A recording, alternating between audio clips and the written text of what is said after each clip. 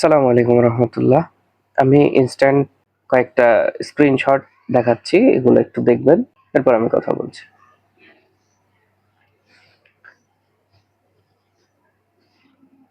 সম্প্রতি এরকম কিছু গ্রুপ সামনে এসেছে। কিছুদিন আগে একটা গ্রুপ দেখা যাচ্ছিল, একটা মেয়ের কভার ফটো দেওয়া ছিল।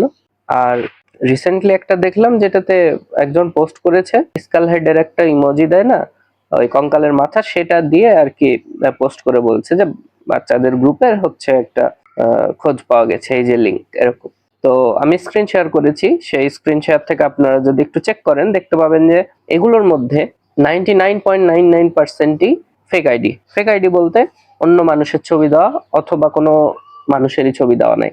এর বাইরে এরকম কিছু আইডি আছে যেগুলো 2025-এর শেষের দিকে অ্যাক্টিভিটি অফ করে দিয়েছে, মানে যে ব্যক্তির আইডি তার অ্যাক্টিভিটি অফ হয়ে গেছে, অ্যাকাউন্টের অ্যাক্সেস অন্য কারো কাছে আছে, এরকম অ্যাকাউন্ট। জানি না কিভাবে এইসব জিনিসগুলো ফাংশন করে, তবে আমি নিশ্চিত যে অরিজিনাল আইডি থেকে কারো দুঃসাহস নাই এসব কাজ করার।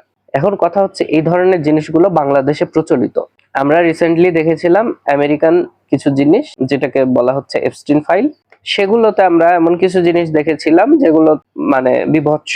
তারা টাকাওয়ালা, বিলিয়ন বিলিয়ন ডলার আছে তাদের কাছে, তারা যে কোনো কিছু করতে পারে। সে সময় তাদের কাছে বিলিয়ন বিলিয়ন ডলার ছিল। বর্তমানে এখানে যাদেরকে দেখতে পাচ্ছেন এদের কাছে বিলিয়ন বিলিয়ন ডলার না থাকলেও লাখ লাখ টাকা আছে। কারণ আমি শুরুতে যে স্ক্রিনশট দুইটা দেখালাম তারা নিশ্চিত প্রবাসী, আর তাদের কাছে কাড়ি কাড়ি টাকা না থাকলেও কিছু টাকা হলেও তো আছে, যেটা দিয়ে তারা এই ধরনের অপকর্ম চালাতে পারবে। এখন কথা হচ্ছে যে এগুলা কি ওদের মতো লেভেলের, বা ওরা যতটা খারাপ ক্রাইম করেছে এরা কি ততটা খারাপ ক্রাইম করেছে? অবশ্যই না। ক্রাইমের দিক দিয়ে দেখতে গেলে না। একটু এটা ভাবেন যে তাদের কাছে টাকার অ্যাক্সেস ছিল বলে তারা কত কিছু করতে পেরেছে। এদের কাছে টাকার অ্যাক্সেস না, এরা এরা এরা কত কি করতে পারতো। এরা এখন বিভিন্ন গ্রুপে জয়েন করে, বিভিন্ন মেসেঞ্জার চ্যাটে জয়েন করে, গ্রুপ চ্যাটে। এরা স্ক্রিনশট দেখে, ছবি দেখে, ভিডিও দেখে, ভিডিও কলে বিভিন্ন কিছু করে। শুধু এটা ভাবেন যে এরা যদি ফিজিক্যাল অ্যাক্সেস পায়, ফিজিক্যাল ওয়ার্ল্ডে অ্যাক্সেস পায়, তাহলে কি বিভৎস রূপে এরা আত্মপ্রকাশ করবে, এটা শুধু চিন্তা করেন। বাংলাদেশি এরা, আমাদের আশপাশের মানুষই এরা।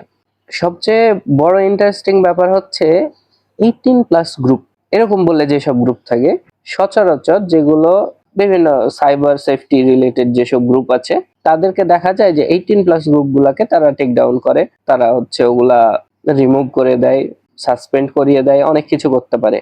আনফরচুনেটলি এই ধরনের গ্রুপগুলা তাদের দ্বারা অপসারিত হইতে আমি একবারও দেখিনি। দ্বিতীয় কথা হচ্ছে যে পলিটিক্যাল কিছু ভায়োলেন্স আছে, অনলাইন ভায়োলেন্স, যেগুলো হচ্ছে মেয়েদেরকে টার্গেট করে হ্যারাস করা। সে যে দলেরই হোক না কেন, যে দলের পক্ষ থেকেই হোক না কেন হ্যারাসমেন্টটা, এখন এই জিনিসগুলোর ক্ষেত্রে কোনোটাকে জাস্টিফাই করার সুযোগ নাই। যারা এ ধরনের কাজ করে এখন পর্যন্ত আমার জানা মতে কাউকে অ্যারেস্ট করা হয়নি। আশা করি বর্তমান সরকার এই বিষয়টা নিয়ে একটু কড়াকড়ি হবে, আর অবশ্যই ন্যায্যতার ভিত্তিতে প্রমাণ সাপেক্ষে এগুলোর ব্যবস্থা নেওয়া হবে। এই মনে করেন আমি ভিডিও বানাই, আমি সরকারের সমালোচনা করলাম, আমাকে ফাঁসিতে ঝুলিয়ে দিল। নো, হ্যাঁ, এটা করা যাবে না, পারেন না। এক এক লোক এক মহিলাকে ধর্ষণের থ্রেট দিচ্ছে, তাকে ফাঁসিতে ঝুলান। যদি পুরুষত্ব থাকে তাহলে সঠিক বিচার নিশ্চিত করবেন, সঠিক অপরাধীকে সঠিক শাস্তিটা দিবেন, তার সাথে যেন অবশ্যই ইনসাফ করা হয়।